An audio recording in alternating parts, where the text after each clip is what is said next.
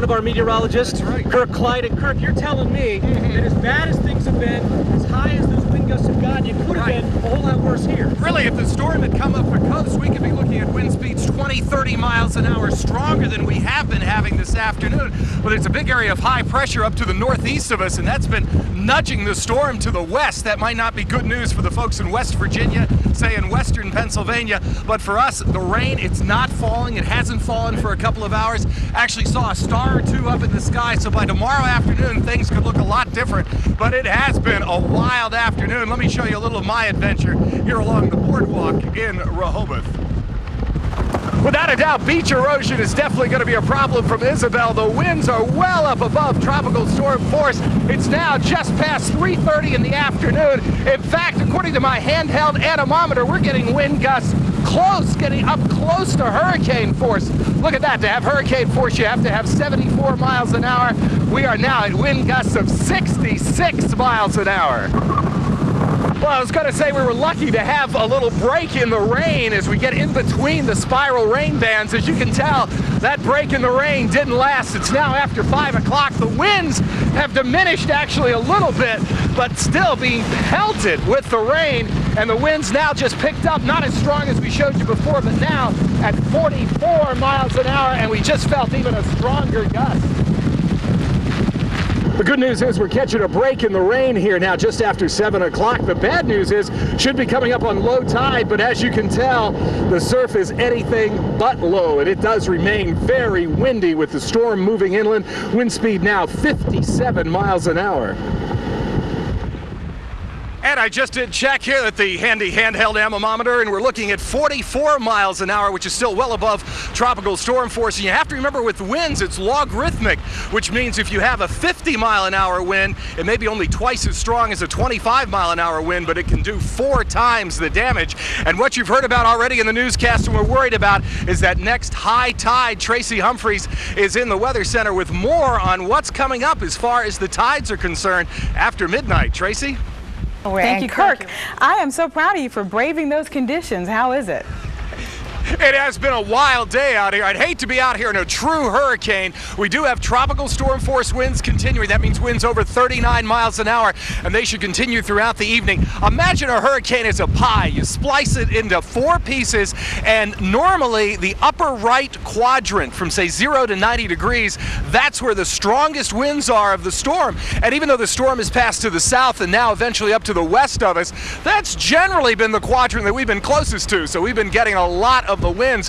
Where does a hurricane get its energy from? From out there, the warm waters of the ocean. You've got to have at least a water temperature of 76 degrees for a storm to increase in strength and intensity. And once a storm makes landfall, as happened with Isabel midday, it's kind of like driving your car and you take your foot off the gas. You keep going, but you do slow down, and that's what's happening with the wind speeds. One good thing about the tides is we are having high tide. It's a quarter moon phase. It's not a new or a full moon phase, which would make it even worse when the high tide shows up. And what they're worried about is the boardwalk. They replaced it. It cost them over $1 million in Rehoboth in '92, and we're hoping the high tide tonight doesn't make them happen to do it again. Tracy? Thank you, Kirk. Well, we are expecting a little It's obvious from this view taken from the International Space Station just how massive Isabel is. WB17's Kirk Clyatt joins us now to sort it all out and tell us what's in store. Kirk. Well, you're right, Jim. What we're dealing with now are the remnants of what was once Tropical Storm Henri, and it brought about 2/3 of an inch of rain to the area. High surf advisory does continue for the coast. We're getting kind of a break now. The heaviest rain back to the north and to the west of us in Schuylkill County. But the big story this week is going to be the monster storm that is a Category 5 storm. If you don't know what that means, just hang on, and I'll explain it to you with the Saffir-Simpson Index. Winds 160 miles an hour. The storm's still northeast of Puerto Rico, so there's a lot of real estate to go before it affects the United States. But unlike what happened with Fabian last week that curved out into the Atlantic, indications are this one could impact the U.S. coastal area. We're talking anywhere from, say, North Florida all the way up to possibly southern New Jersey, but that's not until next Friday at the earliest. So there's a lot of time to watch the storm, to decide where it's going to go, and of course prepare for the worst if the storm does head in our direction. Much more on what to expect in the more immediate future coming up in just a few minutes. Jim. All right, Kirk. Some showers are definitely possible for the Eagles kickoff tomorrow afternoon, but this coming week The weather may even be more exciting than Eagles football. Maybe. I'll explain. Oh, how many times this year have we dealt with it? A rainy weekend, but at least we've got a break in the action, at least a break from the rain. Let's go ahead and take you out a view of the moon just a couple of days past the full moon. WB17's Kirk Clyatt joins us now with a look at Isabel's path. Kirk? Well, this is indeed a very, very intense storm, the biggest one in the Atlantic Basin since back in 1998 when Hurricane Mitch went through the Caribbean and devastated Central America. So we're looking at winds of 155 miles an hour as of the latest advisory, 156, just one more mile per hour, and it goes back to a Category 5 storm. Notice the eye on this storm. That means very, very stable in this configuration. You've got an eye of about 50 miles across, so that is quite large. The storm now about 900 miles southeast of Cape Hatteras, and what you note about the storm is there's nothing really around it, and that is what hurricanes like. They're massive storms, but they don't like any other weather systems near it. Where is the storm going to go? That is still the big question, but at this point it does look like, as we go each hour by hour, that the East Coast will be in jeopardy. From Georgia, say Savannah, all the way up to, you get into New Jersey, possibly New England. Now think about it. If this storm made landfall for the first time in New Jersey, when was the last time that happened, that a storm made the first contact with the continent in New Jersey? It's quite an amazing answer, and I'll have it for you coming up in just a few minutes, Jim. All right, Kirk. Well, the good news is you have at least 3 days to prepare for the possible arrival of Hurricane Isabel. I'll have a look back at storms of the past and a look ahead at what could happen. And now, WB17 weather.